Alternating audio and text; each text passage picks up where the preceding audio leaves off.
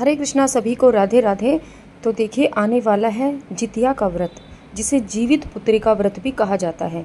ये व्रत बहुत ही मायने रखता है उनके लिए जो लेडीज़ अपने संतान की लंबी आयु चाहती है, अपने संतान की दीर्घ आयु चाहती है और अच्छा स्वास्थ्य चाहती है। उनके लिए उनको ये व्रत अवश्य रूप से करना चाहिए। और जिस औरत के देखिए संतान होती हैं लेकिन उनकी किसी कारणवश से उनकी मृत्यु हो जाती है, तो उसके लिए भी ये व्रत किया जाता है। संतान की प्राप्ति के लिए, संतान के अच्छे स्वास्थ्य के लिए व्रत किया जाता है। तो इस व्रत में जिमुत वाहन जी और सियार और चील और सियारन की पूजा की जाती है और मिट्टी से ही जिमुत वाहन जी, चील और सियारन बनाए जाते हैं।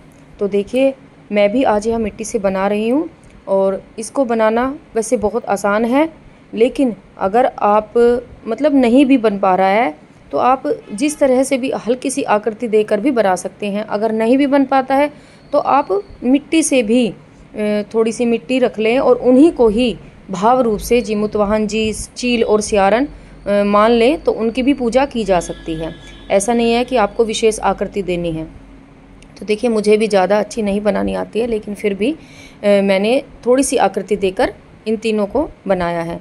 और इसमें जिमुत वाहन जी की पूजा की जाती है।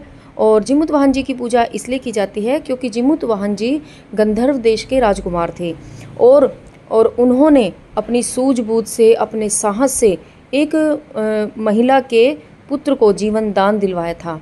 तो तभी से उनको भगवान के रूप में पूजा जाता है और उनसे प्रार्थना की जाती है जिमुत वाहन जी से कि हे जिमुत वाहन जी, आपने जिस प्रकार उस महिला के बच्चे को जीवन दान दिलाया और उसकी रक्षा की, तो उसी प्रकार हम सब के भी बालकों की, बच्चों की, संतान की, सबकी रक्षा करना। तो इसी तरह से तब से ही ये व्रत जिमुत वाहन जी के लिए किया जाता है। तो जिमुत वाहन जी की पूजा अर्चना की जाती है और इसी तरह से व्रत किया जाता है। और चील और सियारन ने ये व्रत सबसे पहले किया था, तो इसलिए उनके साथ साथ जिमुत वाहन जी के साथ साथ चील और सियारन की भी पूजा की जाती है और इनकी विशेष कृपा होती है अगर हम ये व्रत उनकी इस विधि विधान से पूजा अर्चना करते हैं। तो श्राद्ध पक्ष की अष्टमी तिथि को ही इनका पूजन करते हैं और ये व्रत किया जाता है और ये व्रत निर्जला रखा जाता है। और अब की बार 2024 में ये व्रत 25 सितंबर को मनाया जाएगा। तो 25 सितंबर को निर्जला व्रत किया जाएगा। वैसे 3 दिवसीय व्रत होता है। नहाए खाए का पहले दिन ही शुरू हो जाता है व्रत और अगले दिन जिस दिन हम व्रत करते हैं तो ये निर्जला व्रत रखा जाता है और उसके बाद अगले दिन, तीसरे दिन सूर्य उदय के बाद ही ये व्रत इसका पारण किया जाता है। तो देखिए, मैं भी आकृति बना रही हूँ। सबसे पहले मैंने चील बनाई है। तो चील के लिए मैंने मिट्टी ले ली है और मिट्टी से थोड़ा सा पहले बेस बना लिया है, फिर उसके पंख लगाए हैं, फिर थोड़ा सा ऊपर सर लगाया है और उसकी चोंच लगाई है। तो देखिए, जब मैं बना रही हूँ मुझे भी इतना अच्छा बनाना नहीं आता है, लेकिन फिर भी मैं कोशिश कर रही हूँ कि मैं थोड़ी सी उनको जिमुत वाहन जी, चील और सियारन का उनका जो आकृति है, उनका जो रूप है वो दे सकूँ।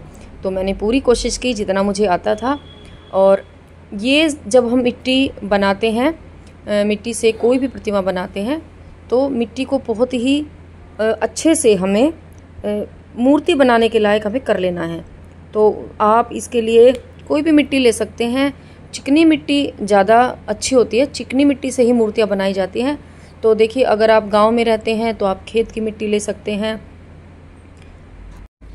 और आपके पास तालाब वगैरह है तो आप वहाँ की मिट्टी ले सकते हैं। और अगर आप शहर में रहते हैं तो आप अपने गमले की भी मिट्टी ले सकते हैं, या फिर आपके आसपास अगर कोई कुम्हार वगैरह है तो आप वहाँ से भी मिट्टी ले सकते हैं।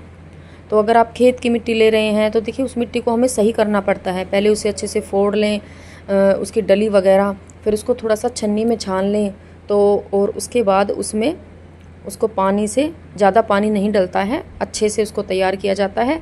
थोड़ा सा उसमें देसी घी भी आप डाल सकते हैं, गाय का, और या फिर आप तिल का तेल डाल लें और थोड़ी सी उसमें कॉटन मिला सकते हैं। तो उससे जो है मूर्तियाँ टूटती नहीं है, बहुत ही अच्छी मिट्टी तैयार हो जाती हैं।